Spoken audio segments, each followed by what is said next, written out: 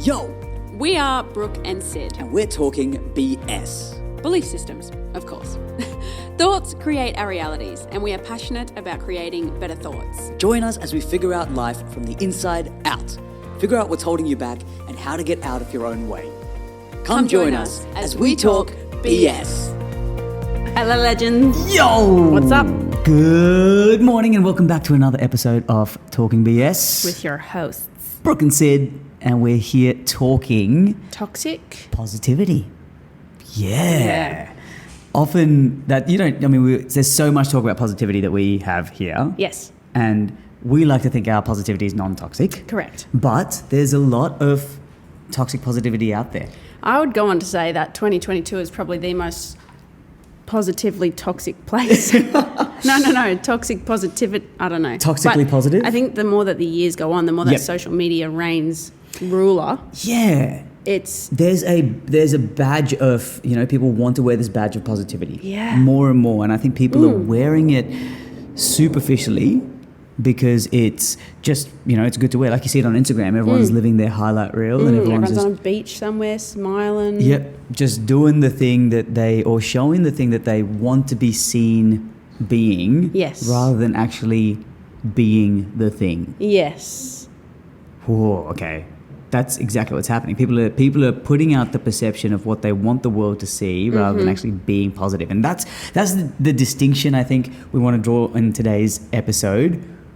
What is toxic positivity? And the difference is this overwhelming thing of positive thinking versus positive being. Yes, we are human beings, not human doings. thinkings or human doings. Thinkings, yes. Yeah, we're human beings. We're exactly. here to be positive, not just think positive. Now, we've said it before on one of our other episodes, but you can't replace a crappy feeling with a positive thought. Yep.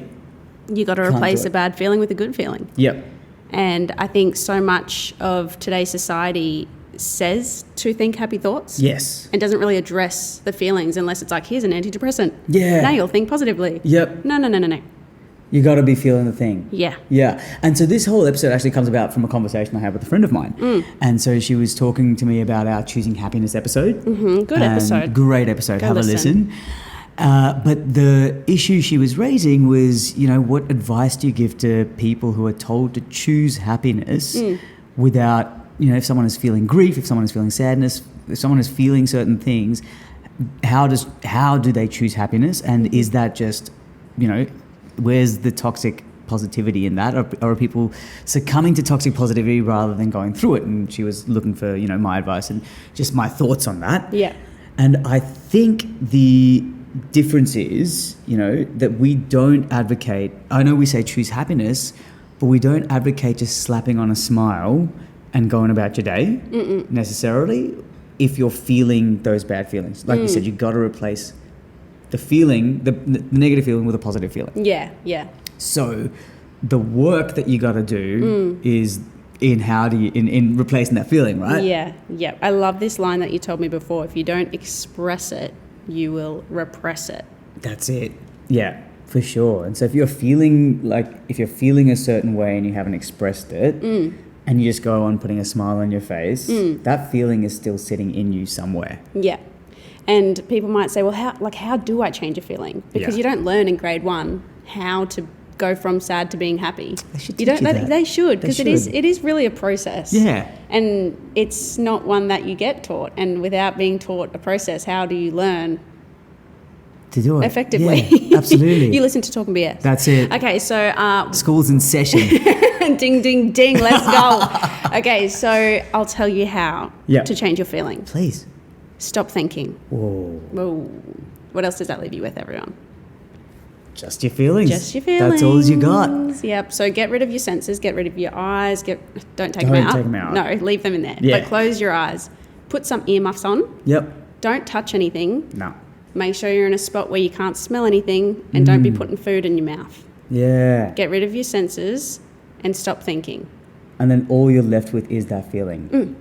And then when you're with that feeling, you can actually deal with what that feeling is and start to process it. Whatever that process is for you, Yeah. you can actually go through it. Yeah. An analogy that I thought of is kind of like if these feelings are, stuff in your wardrobe. If you just have the stuff in your wardrobe and you just ignore it, like you just look the other way, that stuff is still taking up space in your wardrobe. It is. Which is your mind or your soul, your spirit. That's still there. You have to actually go through that box of stuff and clear it out. Yeah. You have to sit with that feeling and clear it out.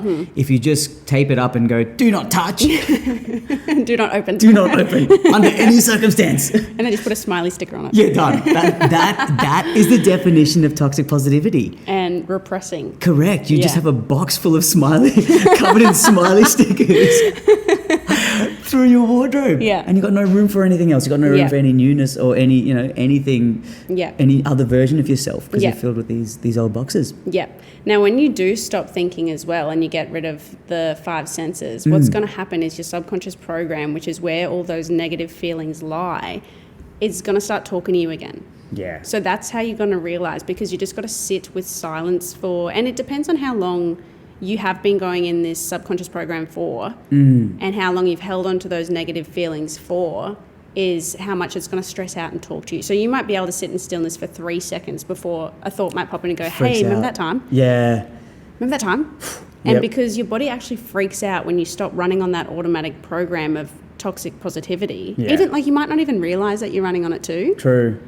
Because like we said with the Instagram thing, like our brains are now wired to look at the positive, see the positive, and do all those external things rather than sit and being the positive. So like you said, when you don't even realize you're programming or that's the version of yourself you're trying to put out to the world all the time. Yeah.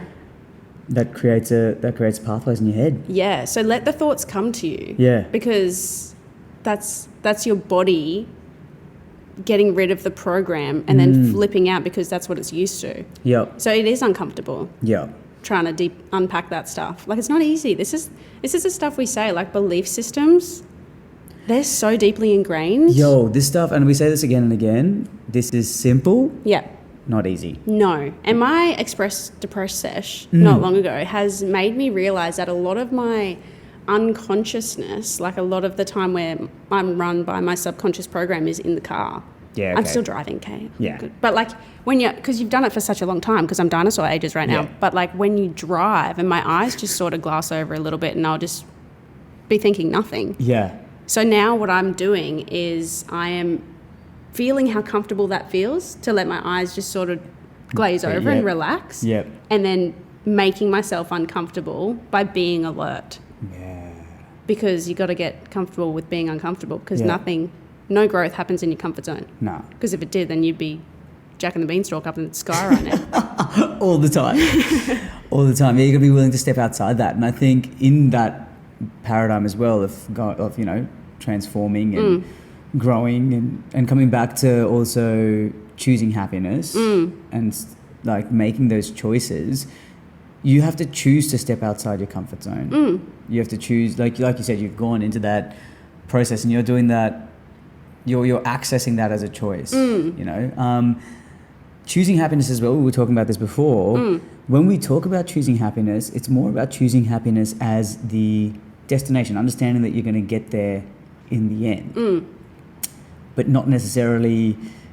I think toxic positivity is slapping on happiness straight away. Whereas if you're choosing happiness as the destination and you're just in love with the journey, knowing you'll get there however you'll get there, that gives you the opportunity to feel what you need to feel. Yeah, I was just looking out into the waves just then and I thought of the image of, like, imagine if you're a little surfer and you have your surfboard. Your surfboard's the happiness and you're paddling, even though the waves are rough as, and you're going to experience setbacks and you're going to experience tough times, holding on to that feeling of happiness while you're battling through the hard stuff. Yeah, okay. And then once everything's cleared and you get out to the open ocean, then you can swing around and then ride that happiness back on in, baby. Literally. But that's, and I want to kind of share my experience with this, because I definitely have experienced both. Yeah. I went through a phase of, after my separation and everything, being a performer, rough times, probably one of the most traumatic things that have happened in during my pandemic. life. through a pandemic. Very good. Yeah. Just give me everything, universe, please, and thank you. You know, put the cherry on top. Give me a pandemic as well. Yes.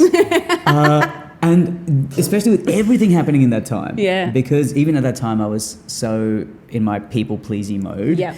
I felt the need to just slap on a smile on the face. I'm like, Sid, you're a performer. You've done this your whole life. Yeah. The least you can do is put a smile on your face for everyone around you. And just, the show must go on. Yeah. And I did that for the first couple of months. And that was really me experiencing and living in that world of toxic positivity. I felt the external pressure to stay positive because the world saw me as a positive person. I couldn't let the world down because of the expectation I thought they had of me. And it was a really difficult time. Thinking positive didn't actually help me shift my feelings of grief or shift any of the trauma or deal with any of the trauma that I was actually going through. And it doesn't. You can't replace the thought. Bad. What is it? Bad feeling. You know what we're saying. You can't. Surely you get it. At this point. But we'll keep saying it. It's the same thing. We'll keep repeating this. And having lived through those 2 months until I sat with the grief. And I remember just, there'd be times I'd be like, during the day, smile on the face, and then crying at night. And there was such a misalignment with my being and how I was showing up. Which creates more like disease. Yeah. Right? It was exactly that. It was exactly that. There was a huge discomfort. And then I kind of sat with the grief. And that's when I realized that if I was going to be happy at the end of this, there was a version of Sid. I knew there was a version of Sid at that point that was okay. There was a version of Sid that had survived this, gotten through it, and was thriving. But I also knew that version of Sid existed on the other side of the discomfort and on the other side of the pain. Yeah, not parallel to. Correct. Yeah. So I had to, when I accepted that, then I sat with it and realized that the only process to get to that version of Sid, to choosing happiness, was to sit in this journey and go through the feelings and to feel the grief, to process the grief. And to then, do that in a healthy way, knowing that, the outcome was always positivity, but that wasn't necessarily, I didn't have to have a smile on my face the entire time. And I think anyone who's in those areas of, whatever it is you're experiencing, if it's a heavy negative emotion, if you're experiencing grief, anger, depression, frustration, sometimes that is compounded by feeling like you have to be positive. And there are, people tell you, oh, just get over it. Or there's that high idea of, you're even the choosing, we talked about this before, and, you get people saying, well, you're choosing that, choose differently, which is what we advocate. But at the same time, you have to go through it. So yes, choose happiness, but if you choose it in that instant and it's not an authentic choice, that's you taping up that box and putting a smiley sticker on it. Not unpacking the box and putting a smiley sticker in it. Correct. You want boxes full of smiley stickers, not boxes full of crap surrounded by smiley stickers. But that's exactly it. And I think what I had to wake up to was the process.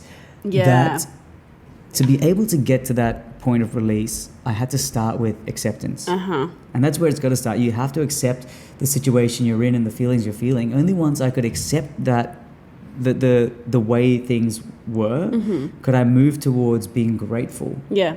So after acceptance and being like, this is what it is, I could then access gratitude for it being what it is. And once acceptance led to gratitude, then gratitude allowed me to release those negative feelings and negative emotions. And that was my pathway to choosing happiness. Yeah. It was your journey. That was the journey. It still is a journey. Life is a journey. Constantly. Yeah, I said this the other day. I'm like, would you rather be like 85 and taking your last breath and being like, I feel good now? Or would you rather be here now, struggling, and being like, oh, yeah. Like, wouldn't you rather experience the journey than the finale? And you can feel, and I think that's the choice. You know, so happiness is like you said, happiness may be the destination, but you fall in love with the journey. Yeah. And you love every step of the journey. Yeah. Good, bad, or ugly. And then if you apply, you know, the rules of how fascinating, even when things are bad and ugly, they're just fascinating. Because bad and ugly happens. It does. It literally happens. It's inevitable. Yep. No one lives 100% a positive life from birth to death. It doesn't happen. No. And so people meet us and think we're very, you know, I'm sure people see us as very positive people, but that is a result of going through the everythings. Yeah. And because we know how intertwined thoughts and feelings are Yes. and how different they are, but how the same they are. Yeah. Like I will often pick scenarios, say like I'm at a red light. I'll be like, oh gosh, at least I'm at a red light and not in a car crash. Yeah. You know what I mean? Like, Yep. although that comes across as possibly toxic positivity because, you know, I'm at a red light and people would often think, why? You're at a red light. Like, why are you thinking positive here? Yeah. I know how it makes me feel. That's Yeah. why I say it. I choose to say that because that makes me feel good. Yeah. Yep. Like if you're doing something positively outwards that's making you feel positive inwards, then the that's work. not toxic. No, that's the good stuff. Yeah. You're now sitting with the feelings Yeah. and you're working on that. If I was sitting at a red light going, oh, I'm so glad I'm here, but inside feeling rage, Yes. that's toxic. Yes, yeah. And I think that's the difference that the distinction we want to draw between healthy positivity and toxic positivity is whether you're saying it for the sake of saying it or you're actually changing your feeling. Yeah. Another kind of picture I had in my head was the authentic positivity is how you would approach a conversation with your inner child. Yeah. So if you were to imagine yourself as this child feeling what they're feeling, yes, you're going to say positive things, but the goal is to change that child's feeling. You want that child to feel better. So it's not just about making that child, like even the whole thing, like, you know, oh, don't cry, don't express that. Like that's not how you want to raise a child, because you know that if you tell that kid that's changing the expression to repression. They're going to repress those emotions. They're going to repress those feelings. And that's exactly what we end up doing to ourselves without realizing it. You know, we tell ourselves, oh, you know, don't feel that. Don't show the world that you're vulnerable. And then you just repress it. And then you still have it in you. Yeah. Rather than, and that breeds a really unhealthy situation where you have it in you, but you're trying to be, you know, express this positivity. And I reckon that's how depression gets worse, because people don't talk about it. Yeah. And they leave it in there when it's in there. Yeah, you got to go through it. And so I think the full circle lesson from this to the question that I was asked about toxic positivity is that the difference is positive thinking versus positive being. Yeah. And the being is so connected with your feelings.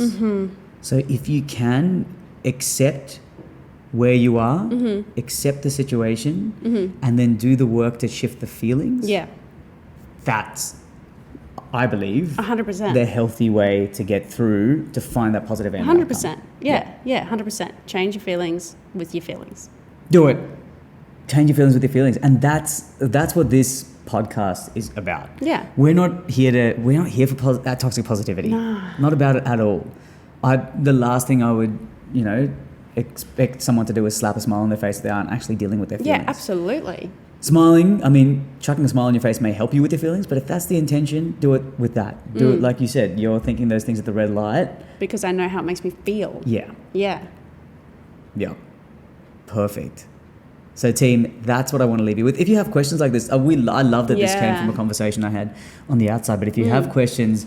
you want us to tackle? Yeah, chuck it in our DMs, slide into our DMs on Insta. Slide on in. Yes. Or comment on our YouTube. Yeah. Check all of that. Yeah, there's heaps of ways to get in touch with us. TikTok now, everyone. TikTok. Follow us on TikTok. We TikTokers. We're TikToking. TikToking. But this conversation is something that I'm really passionate about and wanted to get out of the way early on in the piece so that we could always draw back to it when we are talking about positivity, just so that we have the distinction between what we think. We're not here to advocate for toxic positivity or superficial positivity. Toxic positivity and authentic positivity. Yeah, we're here for the real thing. Yeah, the real thing. We're here for the real. Thank you so much for listening yet again. Love you guys. We'll see you in the next one. Bye.